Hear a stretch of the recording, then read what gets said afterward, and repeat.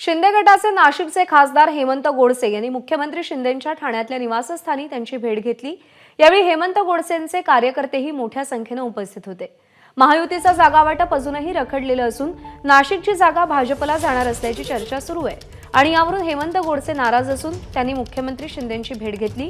यावेळी हेमंत गोडसेंच्या कार्यकर्त्यांकडून जोरदार शक्तीप्रदर्शन करण्यात आलं। धनुष्यबाण रामाचा, हेमंत गोडसे कामाचा अशी घोषणाबाजी कार्यकर्त्यांकडून केली गेली।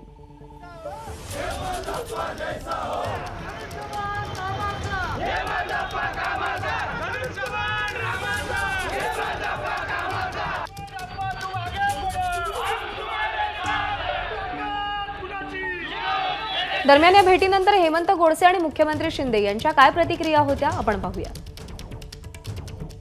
आणि आपल्याला एवढंच सांगतो की खासदार हेमंत गोडसे यांच्या पाठीशी सगळे खंबीर आहात।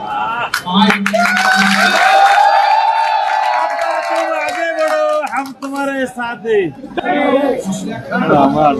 अन्याय होणार नाही याची काळजी ऐकून शिंदे घेईल।